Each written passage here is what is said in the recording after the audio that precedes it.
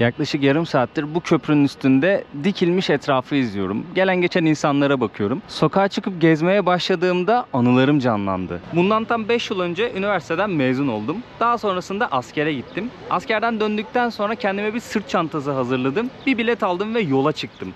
Sırt çantalı gezgin olarak yaptığım ilk seyahat buydu. Rotam Balkanlar'dı. Sırbistan'da başladım. Biliyorsunuz Balkanlar'da 6 tane vizesiz ülke var gezip görebileceğimiz. Bu 6 ülkeyi de gezdim. Çok güzel anılar biriktirdim. Harika bir tecrübe. Çok güzel. Çok güzel bir tecrübe oldu benim için. Sokakta kolye bileklik satarak geçimimi sağlamıştım o zaman. Çadırda yatıyordum. Birisi evine konuk ettiği zaman onların evine konuk oluyordum. Param olduğu zaman hostelde kalıyordum. Hani derler ya, bir cesaret gerekiyor, bir adım atmak gerekiyor. Ben o adımı Balkan gezimle atmış oldum. Eğer bugün seyahat edebiliyorsam, istediğim yere gönül rahatlığıyla tek başıma gidip gelebiliyorsam, tamamen o dönemki attığım adıma, sırt çantalı gezgin olarak yaptığım ilk seyahate borçluyum dostlar. Umarım sizler de bu adımı atıp gönlünüzce seyahat edebilirsiniz. Bunu canı gönülden isterim. Yani sizlerle yolda karşılaşmayı, maceralarınızı dinlemeyi, anılarınızı dinlemeyi ve tabii ki ben kendi anılarımı da anlatmayı isterim. O zaman Sırbistan'dan başlayıp Makedonya'da bitirmiştim rotamı. Şimdi tam tersini yapacağım. Makedonya'da başlayıp bir aksilik olmazsa Sırbistan'da bitireceğim. Ve yeni bir seriyle, yeni bir videoyla da böylelikle karşınızdayım. Umarım iyisinizdir. Üsküp'ten herkese selamlar, sevgiler. Sıcak bir hava var. Birazcık bulutlu gibi ama güneş şu an tepemizde. Ufaktan bir yakma durumu var. Ama gezeceğiz, dolaşacağız. Üsküp'ü, Makedonya'yı, diğer Balkan ülkelerini elimden geldiğince sizlere aktaracağım maceralarıma. Umarım keyifle ortak olursunuz diyorum ve Üsküp maceramız başlasın da diyeyim aynı zamanda. Video böylelikle başlamış oldu.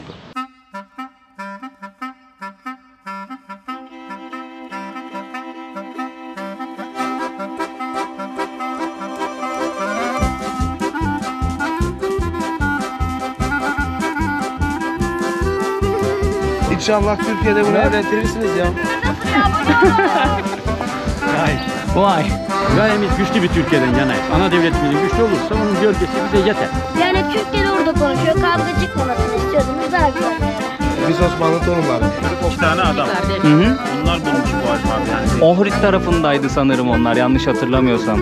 Güvenli mi diyor, gece biri alsa götürse o hamaklarda filan. Çok korkuyoruz yani.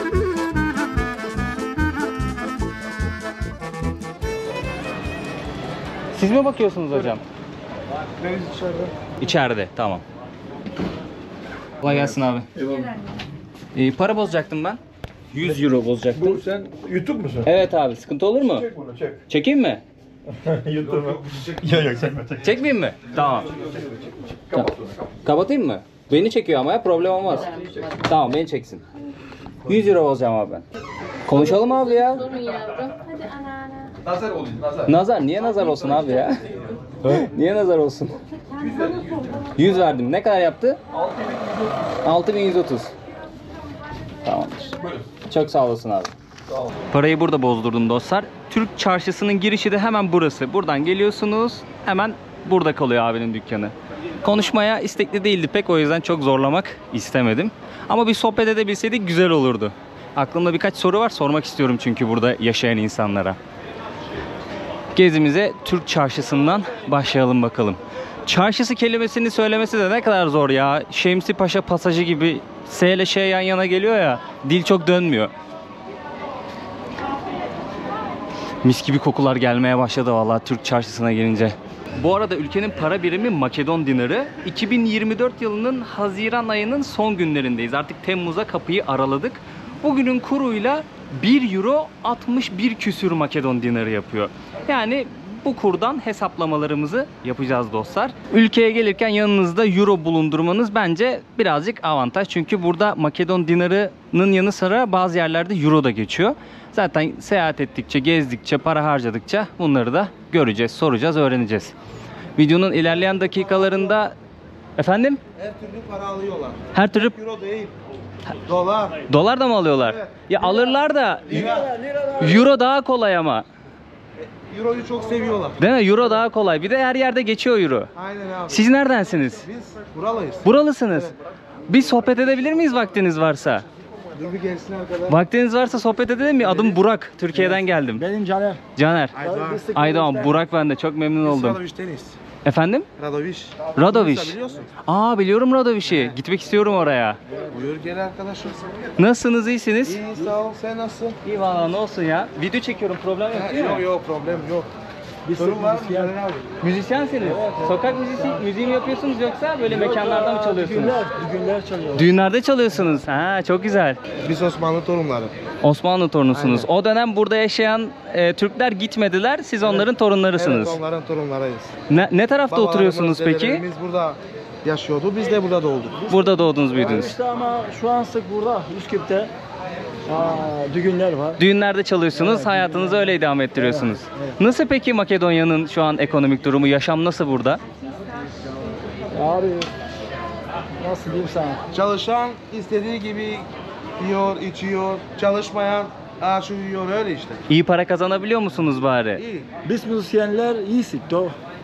Güzel ama öbürleri biraz Daha kötü durum. İnsanlar hayatlarını geçindirecek kadar para kazanabiliyorlar mı?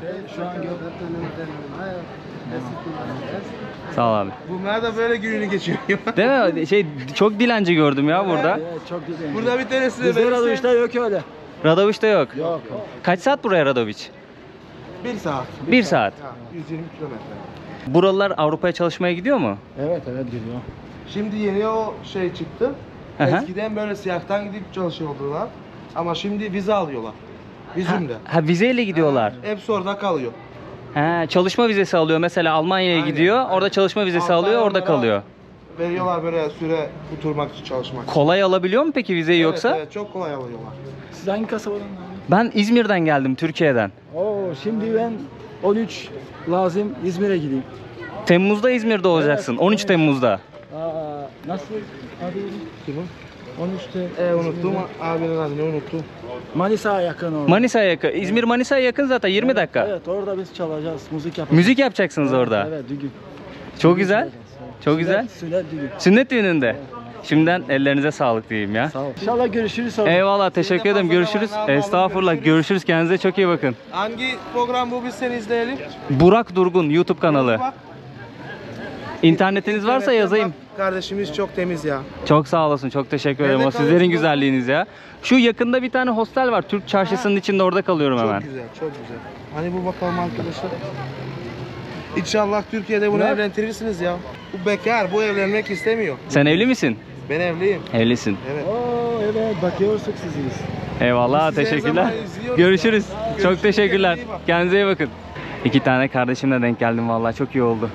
Kafamda çok fazla şey var sormak istediğim ama insanları böyle sıkıştırıp da soramıyorsun. Ayıp oluyor bazen. Kamerayı sevmiyor vesaire derken sorularımıza yanıt bulacağız bir şekilde. Bayağı da geldik çarşının içerisinde. Dur şimdi neredeyiz? Şöyle bir yürüyelim, sonra geri geliriz. En son ne diyordum ya? Ülkeyle ilgili bilgiler de vereceğim videonun ilerleyen dakikalarında. Geliş prosedürüydü, Makedonya ile ilgili bilgilerdi vesaire derken dolu dolu güzel bir video olacağını düşünüyorum. Kolay gelsin. Eyvallah. Abi neli böreğim var? Ispanaklı, peynirli, kıymalı. Ispanaklı, şöyle şu bir parça, Ispanaklı, kıymalı. bir parça böyle büyük mü oluyor? Bu kadar. Bir porsiyon. O kadar, tamam.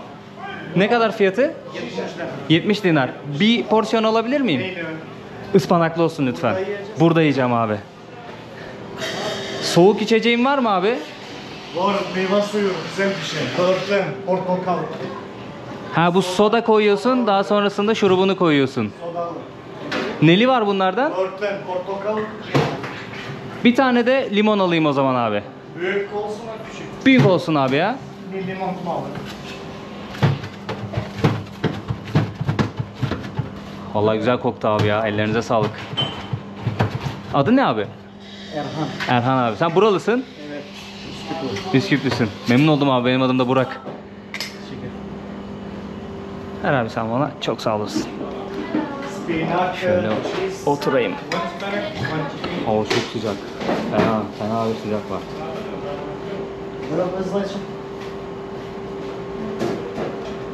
Oo, çok iyiymiş ya. Balkan seyahatimizdeki İlk böreğimizi yiyoruz. Hadi bakalım. Güzel kokuyor. Bayağı da büyük bir porsiyon ha. Beğendim. Lezzetli. Hafif bir ekşimsi tat geliyor. O da peynirdendir diye düşünüyorum. Ama beğendim. Gayet lezzetli. Yanına bir de böyle içecek söylediğiniz zaman ikisi güzel gidiyor. Fiyatı abi söyledi 70 dinar. 1 Euro'dan birazcık fazla. Teşekkür ederim. Kolay gelsin. Bakın ne göstereceğim dostlar. Turski gevrek diyor. 20 dinar. Gevrekler bu şekilde. İzmirliler gevrek deyince olay oluyor memlekette. Aa bakın yazmışlar buraya gevrek. Birazcık daha kızartsalar güzel olurmuş sanki. Yağmur başladı şimdi. Ben de bunu fırsat bilerek Destan isimli bu restorana geldim. Burası bayağı meşhur. Fiyatları göstermek istiyorum sizlere. Bakın burası Üsküp'ün en meşhur restoranı olabilir. Yani en azından Türk çarşısının içerisindeki en meşhur restoran. Menüde Türkçe de var. Gelin fiyatlara hep beraber bakalım. 60'a bölerseniz euro cinsinden hesabı bulacağız. Kömür ızgara diyor. Mesela bak porsiyon kebap diyor. 10 tane kebap var. Böyle ufak ufak oluyor. Bizdeki İnegöl köfteden biraz daha büyük. Buranın yerel yemeği 320 Makedon dinarı. Yanında doğranmış soğan, acı biber ve ekmek veriyorlarmış. 220 gram yapıyormuş. Böyle abi 6'ya 5 Euro'dan birazcık daha fazla. Tavuk şiş var 410 Makedon dinarı. Yanında işte süsleme çeşitli ekmek veriyor. Tavuk biftek var o da 410 Makedon dinarı. Sucuk var o da 410 Makedon dinarı. Salatalar 130 Makedon dinarı. Peynir var koyun peyniri diyor 150 gram peynir 240 Makedon dinarı. Tatlı diyor yazmamış tatlının ne olduğunu 180 Makedon dinarı. Burada kuru fasulye var 200 Makedon dinarı 300 gram kuru fasulye geliyor. Yanında baharat ve ekmek de servis ediyorlar. Yoğurt ve ayran var 120 Makedon dinarı. Burada gazlı içecekler var. Onlar da 120 Makedon dinarı. Gazsız içecekler 130 Makedon dinarı. Küçük su 100 Makedon dinarı. Büyük su 200 Makedon dinarı. Burada alkollü içecekler var. Bira var 150 Makedon dinarı. Ondan sonra başka ne var? Rakia var. Buranın yerel içeceklerinden. Bizim rakıdan biraz daha farklı. Sek içiyorlar diye hatırlıyorum. Bu da 120 Makedon dinarı. Ama böyle küçük oluyor. Şat atıyorlar diye hatırlıyorum. Kahve var 90 Makedon dinarı. Burası Destan. Yani reklam değil bu. Buranın en meşhur restoranı olduğu için fiyatları göstermek istedim. Birazcık daha pahalı oluyor diyorlar Destan için. Yani en pahalı fiyatlar bu Türk çarşısının içerisinde. Fiyatları da gösterme sebebim hala Türkiye'den buraya oldukça fazla turist geliyor. Çünkü Türk lirasıyla gezebileceğimiz ülkeler var. Gezersek birazcık bize pahalıya patlayacak ülkeler var. Mesela Makedonya'yı vizesiz Avrupa gibi düşünebilirsiniz. Zaten bu sebeple hem ucuza uçak bulabiliyorsunuz hem burası Avrupa'ya nazaran biraz daha uygun. O yüzden insanlar tercih ediyor. Bir nebze Türk kültürü var. Bir nebze Avrupa kültürü var. Karma bir kültürü burada görüyorlar. Güzel de seyahat ediyorlar. Bir Avrupa seyahati kadar pahalıya da patlamıyor. O yüzden fiyatları da her videomda göstermeye çalışacağım. Ola ki buraya gelmek isterseniz aşağı yukarı kaç paraya patlar hesaplama yapabilirsiniz. Şimdi sırtımızı Türk çarşısına verdik. Dümdüz devam edeceğiz. Meydana doğru yürüyeceğiz ama yağmur başladı. Birazcık beklesem mi kesilmesini? Haziran'ın sonu. Temmuz'a araladık kapıyı ve yağış devam ediyor. Balkanlara hoş geldiniz. Burak Durgun kanalımın ismi. Durgun. Evet, Burak Durgun. Tamam. Şöyle takım giyinen bir grup görünce bir baktım önünde Türk bayrağı var. Aa dedim bizim kafile. Evet. Bunu koyalım ki işte herkes görenler gelsin dedim. Evet, vallahi çok memnun oldum ya. İsminiz nedir? Emre Yurdaöz. Emre Yurdaöz. Burak, ben de çok memnun oldum. Yeni Ne kafilesi hocam? Ankara Yeni Mahalle Bilim ve Sanat Merkezi öğretmen ve öğrenci grubuyuz. Büyük Balkan turu yapıyoruz. Şeyden başladık, Selanik'ten. Şimdi buradayız, Makedonya'dayız.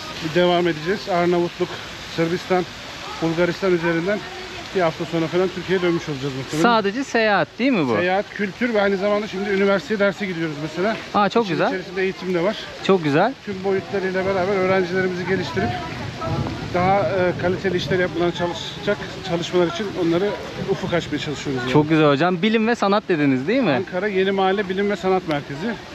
Bilim ve Sanat Merkezi Türkiye'nin her yerinde var. Devlet kurumları. Biz de devlet öğretmenleriyiz zaten. Bu arkadaşlarımızla belli sınavlara tabi tutularak seçilmiş çocuklar.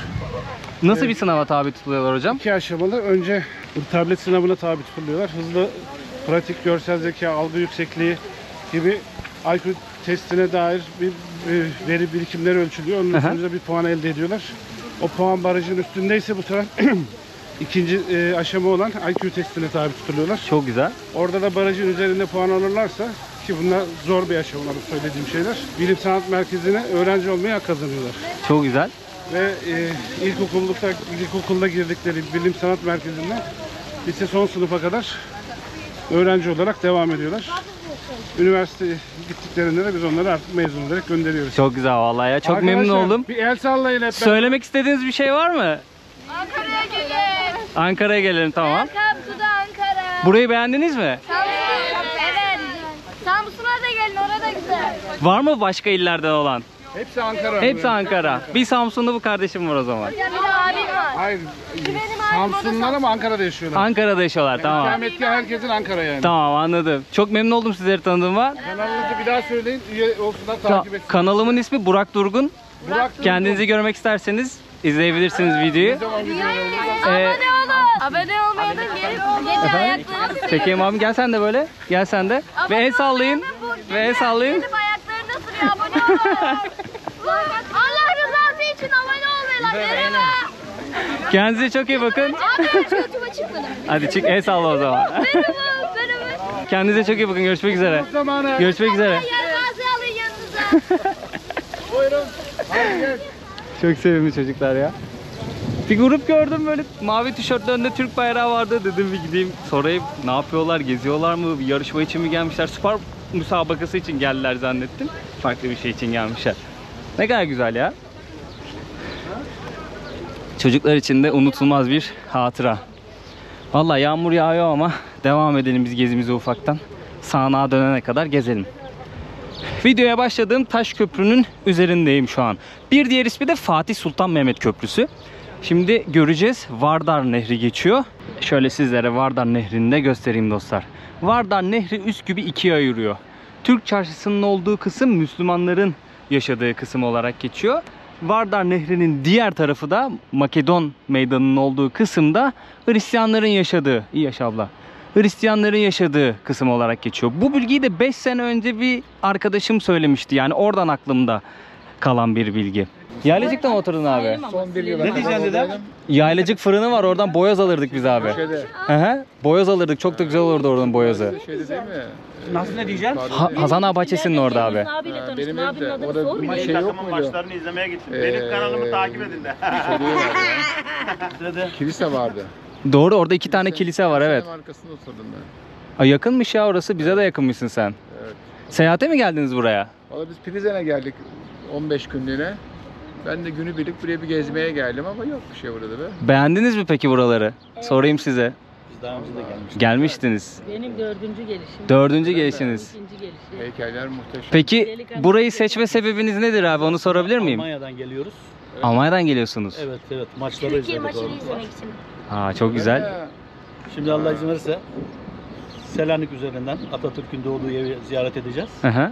İpsala'dan Türkiye'ye giriş yapacağız. İpsala'dan Türkiye'ye. Evet. Sen ne diyecektin? Peki ne düşünüyorsunuz abi Makedonya hakkında? Kardeşim sen beğendin mi burayı? Beğendim. Yani güzel. Almanya'dan daha çok beğendim. Almanya'dan daha çok beğendin. Neyi beğendin peki daha çok? Türkçe konuşuyor herkes. Herkes Türkçe konuşuyor. Yani bir yerden Prizren'e sonra gittiniz mi? Türkçe Prizren. daha güzel. Orası çok Yani Türkler orada konuşuyor. Kavga çıkmamasını istiyorsanız daha güzel yani. Güzel. Peki en çok neyi beğendin burada? En çok hoşuna giden şey? Her hoşuma giden şey heykeller. Çok güzel. Heykeller. Şu büyük heykeli biliyorsun değil mi? Biliyorum. O kim biliyor musun? Kim? Büyük İskender. Babam onu konuşmuştu yolda giderken. Kaç yıllık Bir de heykeller acaba? şunu- 2014 yılında bir projeyle atılıyor bu fikir. Daha sonrasında 250 küsür tane falan heykel yapıyorlar diye biliyorum ben. 2014'te. Evet, Ha, yeni bayağı daha- Yeni daha bunlar. ama. tabii yeni. Turistleri böyle şehre daha çok ısındırmak için yapılan bir projeymiş. Ama çok fazla heykel yapmışlar. Birazcık böyle garip duruyor açıkçası. Evet. Ben biraz tarihi dedim ama değilmiş demek. Ya belki birkaç tanesi tarihi olabilir yani. Bu Büyük İskender tarihi olabilir belki. Kiril alfabesinin mucitleri bak. Şuradaki heykeller var ya. Prizren'e gittiniz mi Prizren'e? Şu 2 tane olan. Ha Kiril evet. alfabesi var ya. Rusların Doğru. kullandığı. Belki yıllar Onlar giderseniz Kirili, Kirili Metodi. iki tane İki adam. kardeş. Hı hı. Onlar bulmuş bu alfabe yani. Ohrid tarafındaydı sanırım onlar, yanlış hatırlamıyorsam. Orada mı keşfediyorlardı? Hatta bir tane manastırı da var. Doğrudur. Şu anda 5 sene önce geldim de benim bilgiler 5 sene önce de kaldı ya. Heykelleri buraya koymuşlar. Evet. Yazılarını okuduk. Tabii hepsi mesela şurada 1. Justinianus'un o Bizans kralının şeyi de var, heykeli de var. Orada bir köfte var. Ben de şeyden merak ettim. Tabii ki. Orada bir hani bir adam böyle var ya kız. Ha şu atlayan, suya atlayan mı? Onu babaannem anlattı, hikayesini çok merak ediyorum. Arabada bakacağım. Ha, ben onun hikayesini bilmiyorum ya. Sen bu videoyu izle, yorumlara hikayesini yaz, olur mu? Ben de senden öğreneyim. Onun adı ne? Burak Durgun. Burak Durgun. Tamam. Senin adın ne kardeşim? Arda Neşeli. Arda Neşe, Burak. Memnun oldum. Ne oğlum ben de. Hadi görüşmek Görüşürüz abi. İyi tatiller. Görüşmek üzere. Bay bay. Görüşmek üzere. Kendine çok iyi bak. Abone olun, like atın. Bay bay. Eyvallah, sağ olasın. Hadi hayırlı günleriniz olsun. Hayırlı günler abi. Görüşmek üzere. Prizren çok güzel. Prizren'e de gitmiştim abi. Orası çok güzel, evet. 8 Müslüman. Halkın büyük çoğunluğu Müslüman, Türkçe konuşuyor. Prizren Kalesi'ne çıktın mı abi? Çıktım. Trileçe yedin mi? Efendim? Trileçe diye bir tatlı var ya, Yedim, Balkan güzel. tatlısı. En güzel Prizren'de yapıyorlar. Köfte çok güzel. Köfte muhteşem yani. Her taraf köfteci. Et çok ucuz. İnsanlar sıcakkanlı değil mi? Müthiş. Yani sıcakkanlılığından ziyade çok böyle geleneksel bir mahallede, Kurini diye bir mahallede kalıyoruz hala biz. Yani benim doğduğum Edremit'in 50 sene önceki o komşuluk, arkadaşlık inanılmaz yani. Mesela ben Prizren'de sokakta bira içen görmedim yani, böyle giyip kuşam. Çok hoşuma gitti ya. Çok böyle muhafazakarca, muhafazakar değil. Değil, gayet modern ama çok güzel gelenekler, törenlere güzel şey olmuş. Ben böyle Estağfurullah abi. Peki burayı seçme sebebiniz nedir abi? Neden? Ben neden buradayım? İşte Prizren'de 20 gün orada kalacağız. 10 günü bitti. Etrafa günübirlik ya da bir gece kalmalı. Gidip gelmeden, şimdi ben buradan başladım. Bir günde Balkanlar biraz daha Türk lirasıyla daha rahat gezilebilen bir lokasyon ya. O yüzden mi Balkan seyahatine Vallahi çıktınız? o şimdi- Avrupa'ya nazaran biraz daha ucuz buralar. Mesela Prizren inanılmaz ucuz yani. Günde 5 avroya gününü geçirirsin. Karnını doyurursun, çayını içersin, kahveni içersin. 5 avro hiçbir şey değil yani. Konaklama ne kadardır aşağı yukarı? Arkadaş bir ev kiralamış. Aylık 150 avro, o da bedava. Aylık 150 avro. Bedava. Oo. Yani orada para harcamadık yani. Güzeldi ya. Şimdi Arnavutluğa gidelim diyoruz. O da bir kalmalı olacak muhtemelen. Arnavutluğun sahil kısmı çok güzel şu an. Kurba'ya falan gitmeye kalksak çok hem pahalı diyorlar hem ulaşım çok zor. Evet, Kotor biraz daha pahalı. Buraya turla gelmek gerekiyor. Yani tursuz, hele bizim yaştaki insanlar için zor. Yatmak problem. Pahalı bir de hesapta yani biz Türkiye'deki durumdan. Ben de emekliyim sonuçta yani. O Prizren ucuz, çok güzel. Türkiye'de bir emekli burada kaç gün gezebilir abi sence? Hani uçak biletini vesairesini Biz otobüsten geldik mesela. otobüsten geldiniz. İstanbul'dan Prizren otobüs. Turla geldiniz o zaman. Yok, tursuz geldik. Tursuz geldiniz. Turla gezmek 550-600 avro, çok büyük bir rakam değil bence. 7-8 gün yapıyorlar genelde değil mi Ama turları? Tabii 7-8 gün. Avantajı şu, çok daha ucuza geliyor tur. Yani Ama genelde mesela her Otelde ülkede kalıyor. bir gün falan kalıyorlar. az kalıyorsun. Evet, işte. o Bir sıkıntı. saat duruyor. Hani film fotoğraf çekin, tekrar 10 dakika sonra buraya girin hadi. Ya bu yaşta da zor yani. Evet o Ama tadını çıkaramıyorsunuz. 8-9 ülkeyi geziyorsun ama ya sonuçta. Evet ama böyle tadını daha rahat Yani burayı çıkarıyorsunuz gördün değil mi? Gördün yani. Meydanı gördün. İşte bir saat sonra herkes buraya gelsin. Koşa koşa araba. Evet doğru. Hep hep bir koşturmaca, daha çok yorgunluk. Bir de şeyi anlamıyorsun. 8 gün sonra Türkiye'ye döndün. Ben nereyi gezdim? Burası biraz da Avrupa gibi gördüm ben Prizren'e Evet. göre. Kosova sıcak insanları yani. Peki yani Türkiye'de tatil yapmak mı sizce, yoksa Balkanlara gelmek Vallahi ben mi? yaşadığım şehir Edremit'te yaşıyorum. Deniz kıyısı, Kaz Dağları çok güzel yerler. Ayvalık. Çok Paşa, güzeldir oralar. İzmir, benim oralar. 60 yılımın geçtiği coğrafya yani. Orada çok turizme para harcamıyorsun tatile. Çok cüzi şeyler. Biraz daha güneye inince pahalılaşıyor. Hiç gerek yok güneyin. Mesela biz Edremit, Assos'tan Cunda Adası'na kadar geniş bir coğrafya. 100 kilometre. Yani Antalya, oraya buraya gitmene gerek bile kalmıyor yani. Orası sana yetip artıyor. Foça güzel, Kuşadası güzel, Marmara oralar. Oralarla buralar kıyaslanmaz tabii yani. Bizim memleket daha güzel diyorsunuz. Yani çok tarihi. Deniz turizmi açısından Türkiye bence çok eşi benzeri bulunmayan böyle nadir ülkelerden bir Gerçekten tanesi. öyle. Kesinlikle Yani öyle. Marmaris, Çeşme, Bodrum, Antalya, Alanya, burada dünyada var mı eşi? Varsa bile çok uzaklardadır, evet. Balkanların da bu güzelliği var ya. Elini sallasan Türk turiste çarpıyor. Böyle sohbet ediyorsun, muhabbet ediyorsun, bir şeyler öğreniyorsun. Bazen iyi anlaşıyorsun, beraber seyahate devam ediyorsunuz, çay kahve içiyorsunuz, bir şeyler yiyorsunuz. Bu güzel yani. Benim hoşuma gidiyor açıkçası. Ama nedense bizim insanımızda şöyle bir şey var. Burada Türk var, oradan uzaklaşalım. Yani böyle bir algı var. Ne bileyim, insan kendi vatandaşını görünce sevinmesi lazım genelde. Biz tam tersi böyle benden uzak dursun moduna geçiyoruz. Kaç kişisiniz abi böyle? 45 kişi. Tur değil mi bu? Orada bir Türkçe duydum, aha dedim bizim grup. İzmirliyim abi. İyi seyahatler abi. Eyvallah bizim olan. Eyvallah, iyi seyahatler. Efendim? Muğla. Selamlar Muğla'ya. Tur rehberi bir şeyler anlatıyor gruba.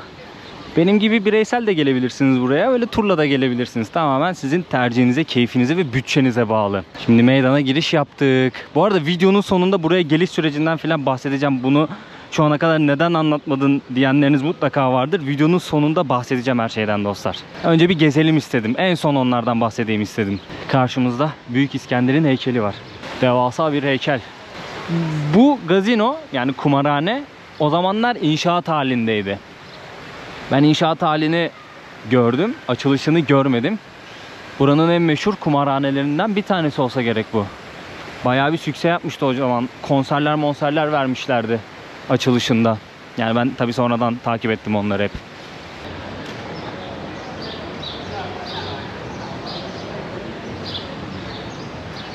Şu heykeli görüyorsunuz değil mi? O heykelin sağında ve solunda çok fazla bileklik ve kolye sattım.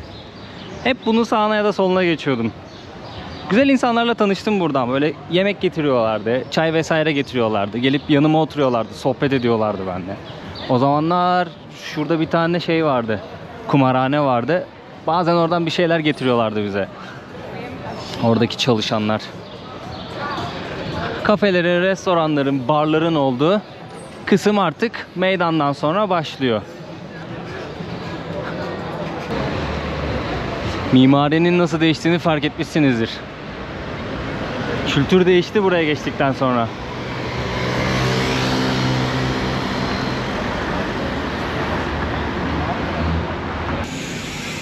Karşımızda Rahibe Teresa'nın anıt evi var. Hemen yanında da bir tane kilise. Rahibe Teresa'yı tanıyanlarınız vardır. Kendisi Nobel Barış Ödülü'ne layık görülen bir isim. 1979 yılında verildi diye hatırlıyorum. Bir insan hakları aktivisti, sosyal hizmetler gönüllüsü. Oldukça meşhur bir kişi kendisi. Burada da bir tane anıt evi var. Şimdi biz Kuzey Makedonya topraklarındayız ama kimdir bu Kuzey Makedonya? Nereye geldik biz? Bununla ilgili bir kısa bilgi vermek istiyorum. Yugoslavya dağıldıktan sonra 1991 yılında bağımsızlığını ilan ediyor Makedonya Cumhuriyeti adıyla. Daha sonrasında Yunanlarla arasında bir problem çıkacak. Kuzey Makedonya Cumhuriyeti adını alacak. Çünkü Yunanistan topraklarında Makedonya isminde bir bölüm var. Yunanlar onu öne sürerek, yani Makedonya burası, siz o ismi alamazsınız gibi bir şey söylemişti. O haberleri hatırlıyorum ben. Daha sonrasında orta yolu buldular. Kuzey Makedonya Cumhuriyeti adını aldı burası. Bayrağının rengi sarı kırmızı, böyle güneşi andıran bir amblemi var. Belki güneşi temsilidir. Bilmiyorum, onu hatırlamıyorum. Nüfusu aşağı yukarı 2 milyon. Nüfusun 1/4'ü de zaten Üsküp'te, şu an bulunduğumuz yerde yaşıyor. Başkentte burası. Tarihe baktığımız zaman bu topraklara birçok imparatorluğun hükmettiğini görebiliyoruz. Bunlardan bir tanesi de Osmanlı İmparatorluğu. Yanlış hatırlamıyorsam 1912-1913 yıllarında olması lazım. Balkanlarda mağlup olmamızdan sonra bu topraklardan... Hello, how are you? How are you guys? Good, you? I'm good. Where are you from? Bosnia. Where is Sarajevo? Do you speak Turkish? No. No, you don't know. When I visit Bosnia, Sarajevo, most of people speak Turkish. Yeah. Yes. You come for traveling, for visit? Traveling, yeah. Did you like so far? No. Here not no. Here not good? No. Why? Boring. Boring? And people crazy. Why? I don't know. I ask something, they say. I ask where have to buy Red Bull in one shop. Uh-huh. He say in other place. Ah, okay. What is this? Right. Why? Why you have knife? Because it's dangerous. Here? Yeah. Dangerous? Dangerous. No, really? Yeah, it's really dangerous. What happened? Tell me. Joke. We joke. With Ah, you joke. Okay, okay. You joke, but you have knife. You want ice? Ah, no, thank you. Thank you. Enjoy. Thank you, guys. Have a good day. Ciao. Ciao. Bye. Bye bye. İlginç iki arkadaşımızdı. Ha, karşımızda da Makedonya kapısı var. Şimdi böyle içinden geçip karşı tarafa gideceğim. Hello. Ne anlatıyordum? Balkanlarda mağlup olduktan sonra bu topraklardan çekilmek durumunda kalıyor Osmanlı İmparatorluğu. Ama burada kalan Türkler oluyor. Tamam, hep böyle solo mu geziyorsun? Evet, hep tek geziyorum. Para filan. Kaç senedir diyorum evinde değil, ne YouTube yapıyor? kanalım var, video Oraya çekiyorum. gidiyor, ha. Öyle geziyorum zaten, biliyorsunuz. Nasıl korkmadan gitti? O çöplü bir yer vardı ya, oksijenin. Peru'da, evet. Oralara filan nasıl gitti diyoruz. Hoşuma gidiyor öyle yerler. Eşim diyor ki güvenli mi diyor, gece biri alsa götürse o hamaklarda filan. Çok korkuyoruz yani. Teşekkür ederim, çok sağ olun. Ay çok iyi ya. Çok sağ olun, teşekkür ederim. Tamam, çok memnun oldum. Ben de çok İyi memnun oldum. gezmeler Görüşmek üzere. size. Kendinize çok iyi bakın. Görüşmek üzere. Kendinize çok iyi bakın. Mesela bu sabah Türk Çarşısı'nda sohbet ettiğimiz o iki arkadaş, börekçi abi, onun dedeleri zamanında burada kalan Türklerden. Balkanlarda birçok bölgede Türkler yaşıyordur diye düşünüyorum. Aslında onun istatistiğine bir bakmak lazım. Bugün kaç Türk yaşıyor Balkan coğrafyasında? Balkanların bazı noktasında... Aleykümselam, nasılsınız? Ne yapıyorsun? Sağ olun, siz nasılsınız? Burada mı geziyorsun? Evet, seyahat ediyorum. İyi. Siz? Ben buradayım. Buralısınız. Evet, çekiyor musun? Evet, video çekiyorum. Sorun var mı? Yok. Buranın Türklerindensiniz. Ya dedeleriniz Osmanlı döneminden kalma. Bir de milletvekiliyim ben. Milletvekilisiniz. Milletvekili. Birazcık sohbet edebilir miyiz? Şöyle yürüsek olur mu? Yok. Çok memnun oldum. Valla şansa tanıştık ya. Olsun ya. Tam da ben de Ne- Osmanlı döneminde burada Evet. kalan Türkleri ve onların torunlarını anlatıyordum. Sizle Evet, karşılaştık. ben de Sizin dedeleriniz o dönemden kalma o zaman. O şeyden bizim çekiyor musun? Aha. Gel. Efendim? Aslen bizim o şey yok, biraz geldi böyle ciddi biri o şeyi konuşan da o şey biraz Yok. şakaya geldi. Hiç problem Aslında değil. Şimdi şöyle, bizim aslımız burada 13. asırda Konya Karaman Türklerinden geliyor Osmanlı buraya. Benim İstanbul'un fethinden önce burada topraklardayız. Benim yine Kosova Savaşı 1389'da olmuşsa biz ondan önce, benim büyük dedelerim ondan önce burada gelmiş. İşte 6 asırdır Rumeli vatan olarak yaşıyoruz. Dikim 29-30 nesilim var burada. 30 nesildir. nesillerim var burada. Dedelerim büyükleri var. İşte o tarihten bu tarihe kadar bu topraklarda yaşıyoruz. Böyle. Burada milletvekiliyim dediniz. Şu anda evet, yeni Makedonya'da geçen ay milletvekili seçimleri oldu. Diğer 120 milletvekilinden biri ben Türk milletvekiliyim. Hayırlı olsun. Kaç tane Türk milletvekili var? 5 Türk milletvekili. 5 Türk milletvekili var. Değişik siyasi gruplarda ama 5 Türk milletvekiliyiz. Şu anda tarihinde Makedonya parlamentosunda en çok Türk milletvekili bu dönemde var. Bu dönemde var. Ve Bizim siz Türkçe ittifakta- konuşma yaptınız değil mi? Selamla konuşuyorum, Türkçe yaptım. İlk defa böyle yaptım. Tabii biraz meclis başkanından biraz tepki aldım ama zaten şimdi böyle. Türkiye'de de dünkü konuşmam çok büyük yankı aldı. Haberlere çıktı. Haberlere gidiyor ve büyük böyle beğeniler var böyle. Şimdi Türkiye kamuoyunu anlatmak için bu topraklarda Türkçe resmiyetini hiç kaybetmemiş. 13. asırdan başlamış bizim ata topraklarımız burası. Burada biz 6 asır at koşturmuşuz. Gönül köprüleri kurmuşuz. Bizim hakimiyetimiz var. Yine Krallık Yugoslavya'da da sonra Osmanlı'nın buradan çekilişinden sonra yine bizim burada o şeyimiz var. Türkçemiz resmiyette var. Tito Yugoslavya'sında var. 90 yılındaki Balkanlardaki karışık havada, karıştı ya Balkanlar, zorbalıkla, dayatmayla Türkçeyi resmiyetten kaldırdılar. 35 yıl sonra ben yine vekil olarak Makedonya parlamentosunda dedim ki mutlaka bu parlamentoda Türkçe konuşacağız ve konuştuk. Kaç Türk yaşıyor burada? Burada resmi olarak 100.000, gayri resmi olarak 200.000 Türk yaşıyor. Nüfusun %10'u Türk. Nüfusun %10'u Türk. Evet. Şimdi bazen Türkiye'de bunu anlatmaya fayda var. Türkiye'de bizi gurbetçi Almanya'daki Türkler gibi sanıyorlar. Biz öyle değiliz. Siz buranın yerlisisiniz. Yerlisiyiz. Ne kadar bugün Tokat'ta Türkler yerliyse biz burada yerliyiz. Tabii yani şeyden önce diyorsunuz. İstanbul'un fethinden önce diyorsunuz. 13. Biz asır. toprakların evlatlarıyız. Kaderimiz Rumeli, zor coğrafya. Fakat biz memnunuz. Bu topraklarda medeniyetimizi, dinimizi, kültürümüzü, insanlığımızı yaşatıyoruz ve huzur içinde yaşıyoruz. Bizim gayemiz güçlü bir ana devletimiz. Bizim ana devletimiz Türkiye. Burada bir Türk yok ki Türkiye'yi böyle candan sevmesin. Biz Türkiye'yi görmeden seven bir ecdadın evlatlarıyız. Kader istedi ki biz Tuna'nın bu yanına kaldık, suyun ötesinde kaldık. Gayemiz güçlü bir Türkiye'den yanayız. Ana devletimizin güçlü olursa onun gölgesi bize yeter. Tabii biz burada yiyecek içeceğimiz var fakat bize itibarımızı daha yüce bir şekilde getirecek bir ana devleti isteriz. Ve ben bir önceki Anayasa Mahkemesi üyesiyim. Bir önceki Anayasa Mahkemesi başkanlığını yapmışım bu topraklarda. İlk yine Allah-u Teala bana o zaman da ilk üye dünyada azınlıkta olduğumuz yerde bir Türkiye oldu. Sonra başkan da oldum. Ana devletimizin hep itibarını gördüm. Hep saygısını gördüm. Bir istedik ana devletimiz, 2 aldık. Ve Balkanlarda Türkiye'nin gönül köprüsü oldu. Ve olacağız inşallah. Onun için duamız Türk milletinin birliği, beraberliğini. Çünkü Türkiye devleti Makedonya'nın dost ve kardeş bir devletidir. Makedonya insanı Türkiye'nin bu dostluğuna ihtiyacı var. Zor bir dönemler geçiyoruz. Biz de soydaş olarak ana devletimizden bütün boşluklarımızı ana devletimizin desteğiyle yapıyorlar. Ve biz Ankara'da, Türkiye'de hiç kırılmadık. Nikim bunu da açıktan söyleyeyim. Türkiye devleti içine göndermediği hizmeti buraya getirmiştir. Allah'a hamdolsun, Allah razı olsun böyle. Sizin bir hayratınız yok ki bize bugün gezdiniz, çarşımızda gördünüz. Tarihi dokumuzu görüyorsunuz. Yeniden restore ediyoruz, onu arıyoruz. Kaybettiğimiz değerlere yeniden kazanmaya mükellefiz. Ve benim görevim Makedonya-Türkiye ilişkilerini daha güzel bir seviyeye getirmek. Onurlu ve itibarlı bir soydaş. Onu yapıyoruz inşallah. Mecliste bana düşecek görevler, böyle değişik komisyonlarda da görev yapıyorum. Daha güzel bir soydaşın mutlu olmasından yanayım. Biz burada milli haklarımızı, tarihi dokumuzu, Türkçe eğitim burada, Türkçe bizim burada 700 yıllık Türkiye bilmiyor. 700 yıllık Türkçe eğitimlerimiz var bizim. Devlet okullarımız var bizim.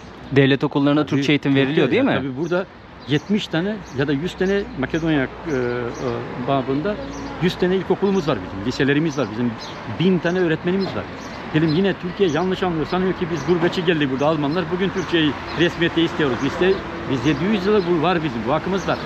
Değişik bayrak değişimlerde bizim haklarımızı almış. Bunun mücadelesini veriyoruz. Bu bizim en doğal hakkımız. Biz burada Makedonya, bunu da söyleyeyim, Makedonya Balkanların incisidir. Bu çok kültürlülüğü en güzel okuyan devletlerden biridir. Diyelim bir de Türk nüfusu bayağı kapasiteli bir nüfus yaşar. Sosyalleşmiş bir Türkler var burada. Bizim içimizde işte ne bileyim ben Cumhurbaşkanlığından danışman var, yargıda varız, orduda varız, poliste varız, biz Makedonya sisteminde varız. Fakat biz Makedonya'yı vatan olarak severiz. Makedonya benim vatanım. Ve hiç kimse benden daha çok Makedonya'yı sevmez. Fakat Türkiye benim ana vatanım. Büyük çapta baktığımda o benim kırılmayan gönlümdeki şey varsa o Türkiye'dir. Ve böyle bu zor coğrafyada bu medeniyeti, bu kültürü, bu dili. Bizim dilimiz Yahya Kemal'in dediği gibi anamızın sütü kadar aktır. O Türkçe biliyorsun. Türkçe bütün Balkanlar Türkçe olmasa Balkan dilleri konuşulmaz hale gelir. Sırpça da konuşulamaz. Ben mesela Sırpça Belgrad Üniversitesi Hukuk Fakültesi mezunuyum.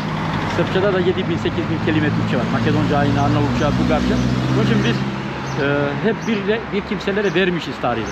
Türkler, bizim büyük dedelerimiz Osmanlı gittiği yerde medeniyet götürmüş, insanlık götürmüş, kültür getirmiş, dil de götürmüş. Bizim bugün Sırp mutfağına girersen mutfakta 15 tane kelime Türkçedir. Makedon mutfağına girersen bütün Türk fiziki olarak yok ama ruhen Türkler yaşar. Her bir mutfakta, banyosunda yaşar, yatak odasında yaşar. Biz bu medeniyetinin daha canlı yaşamasını, bu entegrasyonda asimile olmasın bu medeniyet. Bunu veriyoruz. İnşallah böyle bir dua ediyoruz. Dediğim gibi ana devletimize çok dua ediyoruz. Türk insana dua ediyoruz. Minnettarız. Çok teşekkürler. Evet, çok teşekkürler. Çalışmalarınızda başarılar dilerim. Efendim? Var mı bir isteğin? Bir O canınızın sağlığı. Çok teşekkür ederim. Gerçekten böyle tanıştığıma da çok memnun oldum. Bayrağın yanında meclis buradadır. Ben de. Hemen burada mı meclis? Evet. Onu da bir bakayım ben. Uzaktan alırsın. Sosyoekonomik olarak Türkler nasıl durumda şu an? Bizim bölge bir Batı Makedonya var. Burada Türklerin durumu ekonomik olarak daha böyle. Çünkü böyle Makedonya'da 80 belediyede Türkler hep yaşar. Bu 100.000 kişi, 150.000 kişi. Biz bir yerde yaşamıyoruz. Her yerde var. Dağılmış durumda. Bakın 400 tane yerleşim birimde yaşıyoruz. Bizim balta girmemiş köyler var. Yalnız Türkçe konuşuyor. Yörüklerimiz var bizim. Çok enteresan. Doğu Makedonya'da var. Orada durum biraz ekonomik olarak daha düşük. Eğitim seviyesi daha düşük. Biz bu balansı, bu orantıyı eşitlemeye gayret ediyoruz. Şimdi de biz de hükümette başta bütçenin dedim o taşraya gitmesini, mücadelesini vereceğim böyle. İşte Türkçenin resmiyetiyle mücadele vereceğim. Bizde bir Hakçat temsil ilkesi var. Kamuda her bir millet orantıya kadar katılıyor, oranlarıyla. Şu anda bizim orada eksiğimiz var. Onu da düzelteceğiz ve yavaş yavaş şu soydaşımızı mutlu etmeye gayret edeceğiz vekil olarak. Eğer nasip ederse tamam, nasip etmezse diğer nesiller gelecek, nasip edecek. Böyle istersen meclisi de gör. Bu bayrağın olduğu yer meclis. Makedonya. Bayrağın olduğu yer meclis. Evet. Makedonya Meclisi burası. Evet. 5 tane milletvekili temsil ediyor Türkleri. 120 milletvekili var. Şu anda 5 Türk vardı. İşte böyle. Dediğim gibi Rumeli zor coğrafya böyle. Rumeli de çok güzel coğrafya ama. Evet. Çok biliyorsunuz Osmanlı Devleti bir Rumeli devletidir aslında. Evet. Bir vakıf medeniyeti var Osmanlı Devleti'nde. İnşallah biz o ruhu hala o ruh burada yaşıyor. Yani açıktan böyle. Bizim o ruhumuz olmasa bu zor coğrafyada yaşamazdık. Tuna boylarında yaşamak böyle biraz şey ister, biraz cesaret ister. Bizim de ecdadımızın bıraktığı bu topraklarda onların hatıralarını yaşatmak isteriz. Bizim Burada sessiz bekçilerimiz, mezar taşlarımızdır böyle. Biliyorsunuz Rumeli'ye gezdiğinde göreceksiniz bizim ecdadımız ne yapmış. Arzum nedir? Türk insanı Türkiye'nin büyüklüğünü görmek isterse Rumeli'ye gelsin. İşte Orta Doğu'ya gitsin, Uzak Doğu'ya gitsin. Ondan sonra tarihiyle yüzleşecek. Ben Türkiye'de hiç yaşamamış. 26 yaşında ilk defa Türkiye'ye giden bir aydınım, bir Türk evladıyım. Fakat ben ecdadımın burada izlerini yaşatan bir kimseyim böyle. Benim gibi yüzlerce insan, hala Türkiye'yi görmeyen Türkler var. Fakat birinci tercihi Türkiye'dir. Doğasında, arzusunda. Biz kırılmayan bir nazlı diyar varsa o da bizim ana devletimiz. Onun için Türk insanına, başta kanalındaki seni sevenlere saygı ve hürmetlerimi sunarım. Bizler için dua edin. Böyle. Çok teşekkürler. Saygı ve sevgiler bizden. Çok memnun oldum. Çok güzel bir tesadüfti. İyi çalışmalar dilerim. Böyle atsan böyle yemek. Yo, çok teşekkür ederim. Vallahi gerçekten. Yemek vereyim. Çok teşekkür ederim. Vallahi yemek yedim ben gerçekten. Nereden senin? İzmir benim memleketim. Benim numaramı da vereyim sana. Balkan coğrafyasındaki Türklerden bahsediyordum. Salim Bey'le tanıştım. Çok hoş bir karşılaşma oldu. Sağ olsun ayaküstü sohbet de ettik. Burada milletvekili olduğunu öğrenince dedim ki aha da aradığım kişiyi buldum yani. Tam olarak sormak istediklerimi kendisine sorabilirim. Kendisi meclise gidiyordu. Yine de beni kırmadı sağ olsun ayaküstü. Birazcık caddenin yanında sohbet ettik. Yani mikrofondan araba sesi çok fazla duyulmuş olabilir diye düşünüyorum. Kusura bakmayın o yüzden. Ama sağ olsun kendisi beni kırmadı. Ayaküstü ufak böyle bir sohbet ettik, röportaj yaptık. Burada yaşayan Türkler hakkında bilgi alabileceğim en iyi kişi kendisiydi. Onun söylediklerinin üstüne bir şey söylemek istemiyorum. Yani kendisi anlatılabilecek şeyleri söyledi. Tekrardan kendisine teşekkür ederim. Biz gezimize devam edelim dostlar. Döndüm dolaştım meydana. Geldim yine. Burası birazcık canlandı çünkü güneş gitti. Hava birazcık daha böyle serinledi demeyeyim de o güneşin etkisi gitti en azından. Makedonya'da hat almak istiyorsunuz diyelim. Taşköprü'den Makedonya Meydanı'na doğru geliyorsunuz. Hemen sola dönüyorsunuz. Burada bir tane telekomünikasyon şirketi var. Şöyle T yazıyor. İçeri giriyorsunuz. Diyorsunuz ki ben sim kart almak istiyorum. 2 tane paket sunuyorlar size. Bir tanesinin fiyatı 499 dinar. 8 euro civarı bir şey yapıyor. 50 GB interneti var onun ve sınırsız arama hakkı var ama Makedonya içerisinde. Diğeri de sınırsız internete sahip, sınırsız aramaya sahip bir paket ve Balkan ülkelerinde geçerli 3 GB internet de veriyor. Onun fiyatı da 1299 Makedon dinarıydı sanırım. O da ne kadar yapıyor? 21 euro civarı bir şey yapıyor. Yani bu bir seçenek.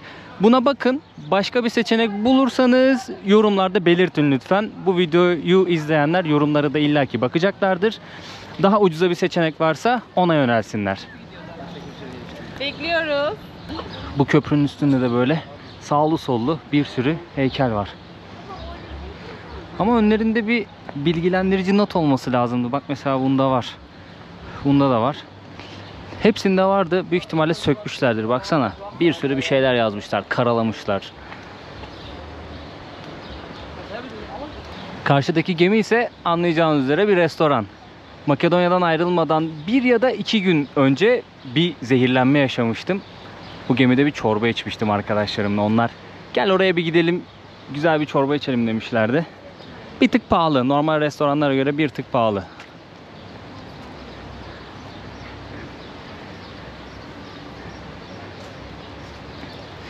İnceden bir ses duyuluyor burada. Kameradan duyulması pek mümkün değil bence. Kuşları kaçırmak için. Kuşlar gelip bu heykellerin üstüne sıçıyormuş. O yüzden öyle tiu tiu diye böyle bir ses şeyi koymuşlar. Ara ara ötüyor kuşlar. Geldi mi onu duyuyor, kaçıyor. Gerçi mahvetmişler heykelleri zaten. Karşıdaki güzel bina ise arkeoloji müzesi. Vaktiniz varsa buraya girin. Öneririm.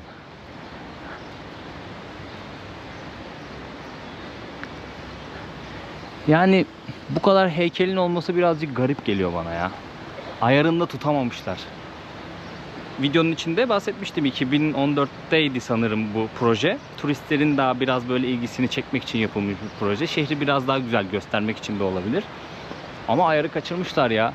Aklımda 250 heykel diye kalmış ama artı eksisi olabilir. Çok bilmiyorum.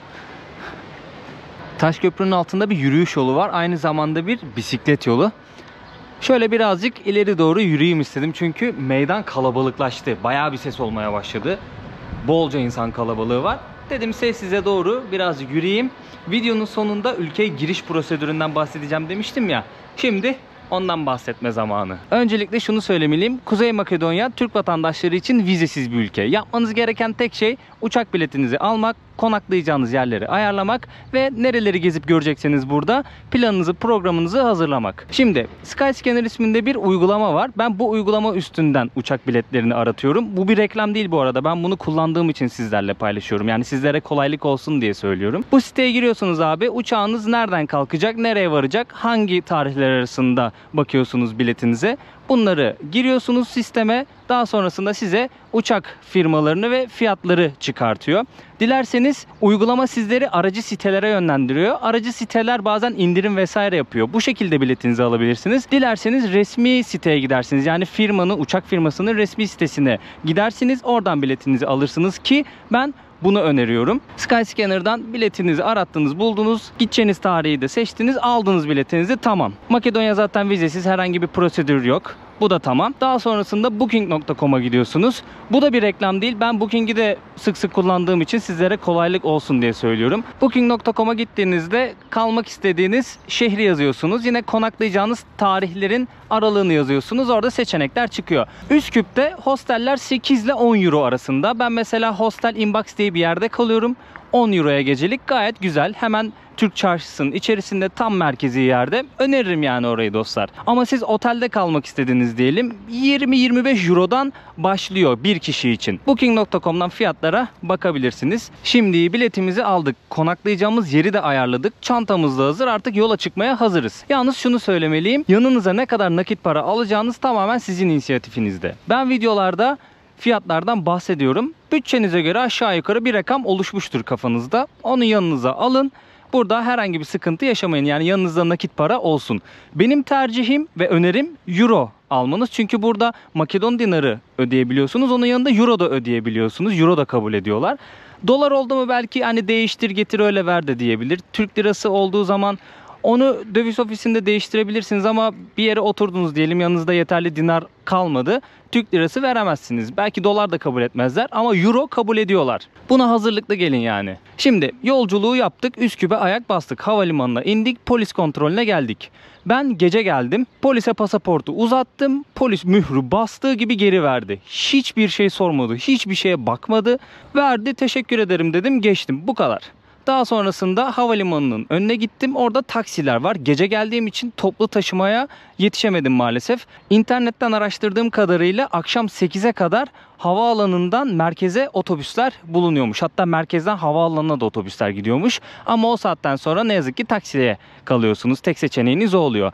Taksilerin de fiyatları sabit. Zaten havaalanının önüne çıkıyorsunuz. Kocaman bir billboard var. Orada liste fiyatları yazıyor. Atıyorum havaalanı Üsküp merkez, havaalanı Atina, havaalanı Belgrad. Bayağı bir lokasyona gidebilirsiniz bu arada. Yani fiyatlandırmalar orada sabit. Bir sürü yere de gidebilirsiniz Üsküp havaalanından. Öyle bir seçeneğiniz de var. Havaalanından Üsküp merkez 25 euro sabit fiyat. Hiçbir şekilde pazarlık yok vesaire yok, bir şey yok. Dilerseniz Makedon dinarı olarak karşılığını veriyorsunuz 25 euronun. Dilerseniz 25 euroyu abinin avucuna direkt bırakıyorsunuz. Havalimanında şöyle düşünebilirsiniz, ya ben Makedon dinarına çevireyim, euroyu kabul etmezler vesaire diye düşünebilirsiniz. Öyle sakın yapmayın. Taksiciye direkt 25 euroyu verin. Zaten onlar da para üstü olarak euro vereceklerdir size 50 euro 100 euro verdiğiniz zaman. Biniyorsunuz taksinize, gideceğiniz konaklayacağınız yere varıyorsunuz. Uyuyorsunuz eğer gece gelirseniz. Sabahta kalkıp geziyorsunuz ya da gündüz vakti ise zaten otobüse de binebilirsiniz. Taksiye de binebilirsiniz. Rahat bir şekilde merkeze ulaşırsınız. Artık ondan sonrası da tamamen sizin planınıza kalmış durumda. Unuttuğum bir şey var mı diye düşünüyorum. Yok sanırım ya. Yani buraya geliş süreciyle ilgili olan her şeyi anlatmışımdır diye düşünüyorum. Fiyatlardan da bahsettim. Yani Türk lirasıyla gezilebilecek ülkelerden bir tanesi Makedonya. En azından bir nebze farklı kültür, bir nebze eski tarihi bulabileceğimiz bir kültür. Kendi kültürümüzden bir parça bulabileceğimiz bir yer. Avrupa'ya açılan kapı vesaire vesaire. Yani nasıl anlamlandırmak isterseniz. Ama gelin görün yani, pişman olmazsınız sanmıyorum. En azından farklı bir yerin kokusunu almış olursunuz, görmüş olursunuz, yemeğini tatmış olursunuz. Bir değişiklik olur, farklılık olur. Uygun fiyatlı uçak biletleri de bulabilirsiniz yani. Bakmaya devam edin eğer bir planınız varsa. Bazen indirim yapıyorlar vesaire, bir şey oluyor. tek bir lokasyondan da bakmayın yani. Ben mesela Antalya üstünden geldim. İzmir'den kaç paraydı hatırlamıyorum şimdi de, Antalya'dan yarı fiyatından daha uyguna denk geldim. Tabii şimdi diyeceksiniz oraya giderken bir masrafın olacak ama zaten o taraflara doğru gitme planım vardı. O yüzden tekrardan İzmir'e dönmektense oradan uçmam daha avantaj oldu. Farklı lokasyonlardan da bakmayı unutmayın yani, onun için söylüyorum bunu. Güzel oldu ya. İnsanlarla da tanıştık, sohbet ettik, muhabbet ettik. Kameraya çekmediğim anlarda da çok kişiyle sohbet ettim. Çünkü herkes kameraya çıkmak istemiyor vesaire. İnsanları böyle sık boğaz etmek istemiyorum. Ülkeyle de ilgili bir şeyler anlattım. Tecrübelerimden de bahsettim. Keyifli bir video olmuştur diye düşünüyorum ya. Yorumlara yazın. Artısıyla, eksisiyle. Saygı çerçevesinde her eleştiriye varım. Bak samimi söylüyorum yani, ama üslup çok önemli. Ben üsluba gerçekten çok dikkat ediyorum. Çünkü izleyen herkes tabii ki de beğenmiyor ama üslup çerçevesinde, düzgün üslup çerçevesinde bir eleştiri yaptığı zaman olumsuz anlamda saygıyla karşılıyorum, okuyorum. Eyvallah. Başımın üstünde yeri var. Ama bazıları böyle bam gün yakışmayacak patavatsızlıkta şeyler yazıyorlar. Gerek yok. Kaç yaşında insanlarız ya. Hiç gerek yok. Bu videoluk da bu kadar olsun dostlar. Başka bahsetmem gereken bir şey var mı bilmiyorum. Artık bir sonraki videolarda aklıma gelirse onlardan da bahsederim. Siz de bana sorabilirsiniz yorumlarda. Instagram adresimden ulaşabilirsiniz. Mesajlarıma dönmeye çalışıyorum vaktim oldukça. Umarım keyifli bir Makedonya, keyifli bir Balkan seyahati olur. İlk videomuzu bitiriyoruz hayırlısıyla. Kendinize çok iyi bakın. Bir sonraki videoda görüşmek dileğiyle. Adios amigos diyorum. Burası Üsküp Kalesi. Gittim oraya, 6'da kapanıyor orası, tamam mı? Tam saat 6'ydı bak oraya gittiğimde. Önümden biri girdi, böyle 50 metre önümdeydi. Birisi girdi. Daha sonrasında beni gördü, dayı kapıyı kapattı. Ya dedim geçeyim, kurban oldum, ne yapacağım yani? Bir gideceğim, fotoğraf çekeceğim, aşağı ineceğim yani. Size de göstermek istemiştim. Dayıya dil döktüm, 5 dakika almadı beni, dedim canın sağ olsun.